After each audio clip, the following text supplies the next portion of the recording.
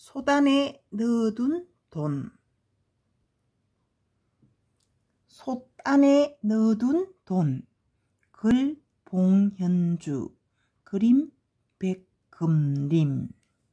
잘 들어주세요. 옛날에 참봉벼슬을 한 홍기섭이라는 사람이 있었어요. 홍참봉은 가난하면서도 어찌나 욕심이 없는지 집에 쌀이 떨어지기 일쑤였지요. 그러니 식구들은 밥을 먹을 때보다 굶을 때가 더 많았어요. 어머니, 배고파요. 네? 아이고, 이를 어쩌노. 먹을 것이 하나도 없구나. 홍참봉의 자식들은 줄임배를 물로 채우고는 했지요. 이 모습을 보는 홍참봉의 부인은 마음이 아팠어요. 한편 이웃 사람들은 홍참봉을 진심으로 존경했어요. 아이고, 저분이야말로 진정한 관리의 모습이지. 홍참봉이 지나갈 때면 모두 그를 우르르 보았을 정도였어요. 그날도 홍참봉네 식구들은 하루 종일 굶었지요. 저녁이 되자 식구들이 배 속에서 꼬르륵 꼬르륵 소리가 났어요. 홍참봉 아내는 한숨을 푹 내쉬더니 이부자리를 폈어요. 얘들아, 그만 잠자리에 들자꾸나. 홍참봉의 아이들은 불평 한마디 없이 잠자리에 들었어요. 아이들을 잘 가르친 탓도 있지만 집에 먹을 것이 없다는 것을 아이들도 뻔히 알고 있었거든요. 온 식구가 깊은 잠에 빠져 있을 때였어요. 살인문이 서르륵 열리며 시커먼 그림자가 들어오는데 가만히 보니 에구머니, 도둑이에요. 도둑은 살그머니 방 안으로 들어왔지요. 이런, 집이 오히려 실속 있을 수 있지. 혹시 알아? 어디 깊은 곳에 금붙이라도 심겨 놓았을지. 도둑은 기대에 차서 둘레둘레 방 안을 둘러봤어요. 뒤적뒤적 벽장도 뒤져보고 더듬더듬 책상 밑도 더듬어 보았어요. 들썩들썩 책도 들어보고 옷까지도 탈탈 털어보았지요. 하지만 금붙이는커녕 돈 될 만한 것은 아무것도 없었어요. 이상한데 듣자니 이 집 주인이 벼슬 자리에 있다던데 이렇게 값 나가는 물건이 없을 리가 있나? 도둑은 고개를 갸웃갸웃 거렸어요. 부엌에 숨겨놓은 모양이구나. 그래, 벼슬아치 집안에 금붙이 하나 없다면 말이 안 되지. 도둑은 곧 금덩이를 손에 쥘 생각에 들썩들썩 어깨춤을 추며 부엌으로 들어갔어요.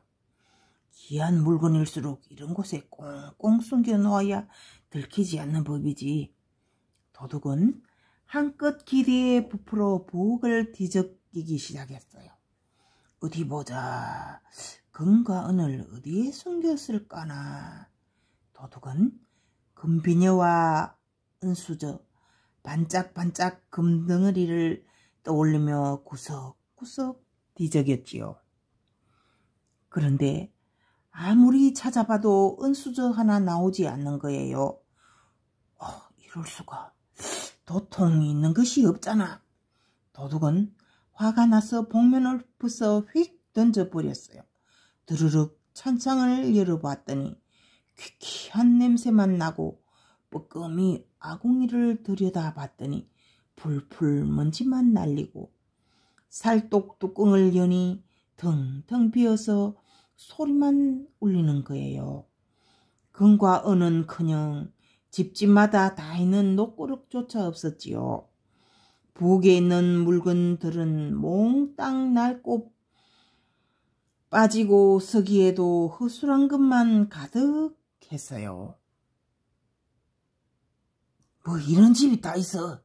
도둑은 자기도 모르게 큰 소리로 말했어요. 그때 붓두방에 있는 가마솥이 눈에 들어왔지요.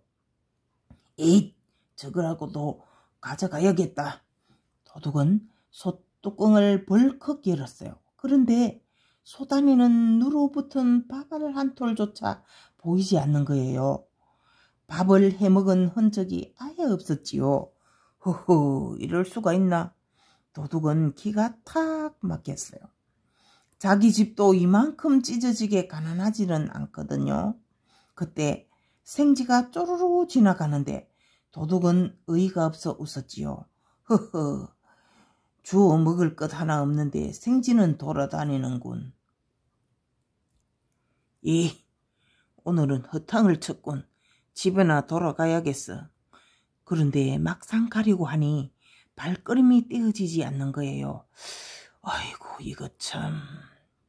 마침 주머니에 손을 넣어보니 찰랑찰랑 엽전 소리가 났어요. 불쌍한 사람들인데 이 엽전이라도 주고 가야 하나. 도둑은 잠시 머뭇거리며 고민에 빠졌지요. 에이, 모르겠다. 결국 주머니에 있는 엽전 단량을 꺼내 솥 안에 쨍그랑 넣었어요. 그러고는 조심조심 북문을 열고 나와 트들트들 집으로 돌아갔어요. 다음날 홍참봉 아내는 부엌 앞에서 긴 한숨을 쉬었지요. 아휴, 오늘 아침에는 뭘 먹어야 하나. 홍참봉의 가족 모두 이틀 내내 아무것도 먹지 못했거든요. 그래서 오늘은 뭐든지 먹고 허기를 달래야 했지요. 그래, 옆집에서 살을 씻은 살뜨물이라도 얻어서 끓여 먹어야겠다. 홍참봉 아내는 바가지를 가지러 부엌으로 들어갔어요. 그런데 솥뚜껑이 활짝 열려 있는 거예요. 솥뚜껑이 왜 열려 있지? 이상해서 들여다보니 엽전 단량이 들어있지 뭐예요.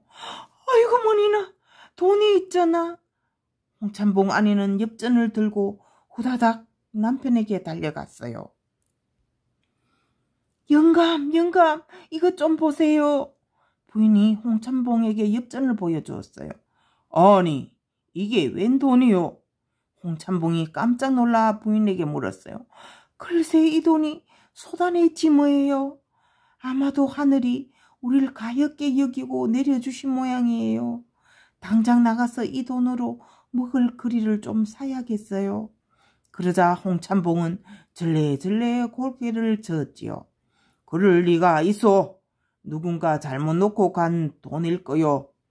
돈의 주인이 누구인지 찾아야겠소. 왜 우리 집 솥 안에 이 돈을 잘못 놓고 가야겠어요? 분명 우리에게 준 돈이 맞다니까요. 아무리 아내가 말을 해도 홍참봉의 생각은 바뀌지 않았어요. 잠시 후 홍참봉은 종이에 큼지막하게 글을 썼어요. 돈을 주어서 보관하고 있으니 돈을 잃어버린 사람은 찾아가시오. 홍참봉은 종이를 담장에 척 붙이고는 아내에게 단단히 일렀어요. 누구든 돈 주인이라고 났으면 꼭 내게 데려오시오. 너도 나도 주인하고 났으면 어쩌시려고요? 홍참봉 아내가 잔뜩 심술이 난 얼굴로 말했어요. 그건 걱정 마시오. 돈의 주인이 맞는지 아닌지는 쉽게 알 수 있어. 말을 마친 홍참봉은 방으로 들어가 책을 읽었지요. 부인은 담장에 붙은 종이를 못마땅한 얼굴로 계속 쳐다보았어요. 에휴, 아까운 돈. 우리 식구 모두 굶어 죽을 판이구만. 홍참봉 댁 담장에 붙은 글을 보고 곧 마을 사람들이 몰려들었어요. 돈을 주었으면 그냥 가질 것이지 왜 돌려주겠다는 거지? 소문대로 홍참봉 어르신은 참 정직하신 분이시오. 아무렴 법 없이도 살 뿐이야. 마을 사람들은 홍참봉의 정직함에 너도 나도 한마디씩 했어요. 한편 도둑은 홍참봉이 돈을 어떻게 했는지 궁금했어요. 그래서 슬그머니 홍참봉 댁에 찾아가 보기로 했지요. 사람들이 왜 이렇게 몰려있는 거지? 도둑은 웅성대는 사람들 사이를 비집고 들어갔어요. 그런데 글쎄 담장에 돈을 찾아가라는 종이가 턱 하니 붙어있는 거예요. 불쌍해서 도와주려고 했더니 돈을 다시 찾아가라고? 도둑은 자신의 성의를 무시한 홍참봉에게 화가 났지요. 도둑은 홍참봉을 만나기 위해 집으로 들어갔어요. 홍참봉은 방문을 활짝 열어놓고 책을 읽고 있었지요. 나리, 궁금한 게 있어서 여쭤보려고 왔습니다. 그러게나, 궁금한 것이 무엇인가? 돈을 주었으면 그냥 쓰실 일이지 왜 돌려주겠다는 겁니까? 내 돈이 아닌 걸 어찌 함부로 쓰겠소?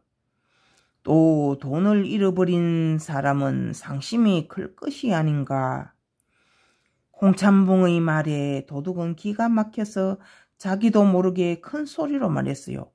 세상에 남의 집 소단에 돈을 잃어버리는 사람이 어디 있겠습니까? 자네가 그걸 어찌하나? 혹시 자네가 넣어둔 것인가? 빈 것이 없는 홍참봉을 보고 도둑은 아차 싶었지요. 옳거니 자네가 넣어두었군. 그렇지 않고서야 소단에 돈이 있다는 사실을 알 턱이 있나? 홍참봉은 돈의 주인을 찾았다는 사실에 기뻐했어요.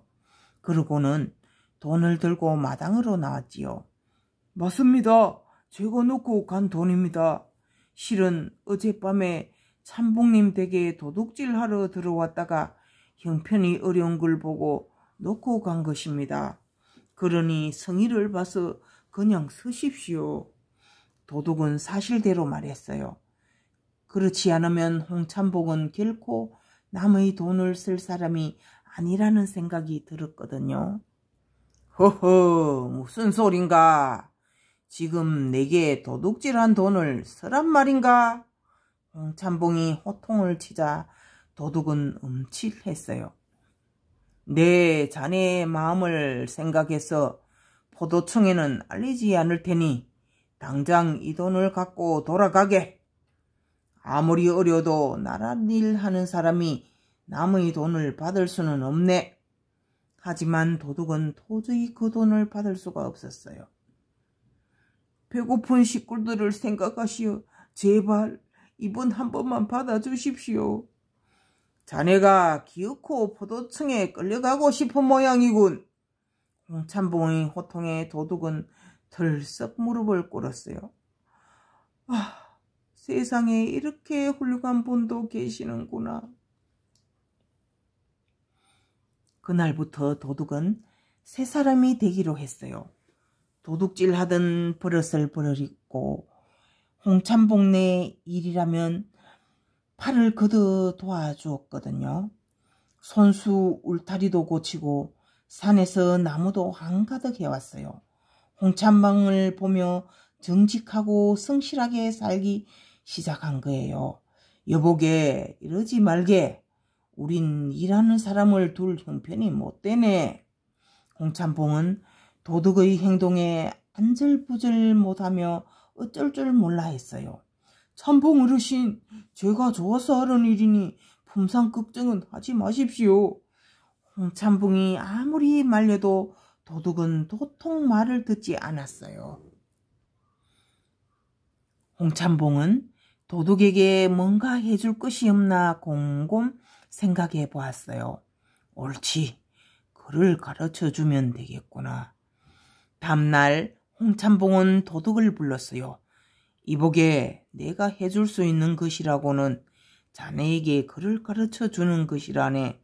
그러자 도둑은 당황해하며 손사리를 쳤어요. 당차는 말씀이십니다. 저같이 무식하고 천한 놈이 무슨 글입니까? 무식하니까 배워야 하고 글을 배워야 천한 것에서 벗어나지 않겠나? 도둑은 홍창봉의 말에 크게 감동하여 글을 배우기로 했지요. 하늘 추운 따지. 낮에는 일하고 밤에는 공부하느라 몹시 힘들었지만 도둑은 뒤늦게 배우는 글 공부가 재미있었어요. 홍참봉과 도둑에 대한 소문은 퍼지고 또 퍼져나갔어요. 그러다가 마침내 임금님의 귀에까지 들어가게 되었지요. 도둑은 소채에 돈을 두고 가고 홍참봉은 돈을 돌려주려 했다고. 지금은 홍참봉이 도둑에게 글을 가르치고 있단 말이지. 두 사람의 이야기에 임금님은 호탕하게 끌끌 웃었어요. 홍참봉의 정직함은 나라와 백성을 위해 큰 일을 할 것이다. 홍참봉에게 높은 벼슬을 내려야겠구나. 임금님은 홍참봉을 불러 높은 벼슬을 내렸어요. 임금님의 생각대로 홍참봉은 나라와 백성을 위해 열심히 일했지요. 그 후 홍참봉의 벼슬은 점점 높아져서 판서 자리에 올랐어요. 그동안 글 공부를 열심히 한 도둑도 과거 시험에서 보란듯이 장원급제를 하고 벼슬에 올랐지요. 어르신, 이 은혜를 어떻게 갚아야 할지요? 벼슬 자리에 나갔던 날 도둑은 홍참봉에게 고개 숙여 절을 했어요. 자네만 은혜를 입은 게 아니라 나도 자네 은혜를 입었다네. 자네가 없었다면 내가 어찌 이 자리에 오를 수 있었겠나. 두 사람은 서로의 은혜에 감사하며 나라와 백성을 위해 한평생을 살았지요. 이 이야기는 명심보감 염의 편에 나오는 이야기랍니다. 끝. 안녕.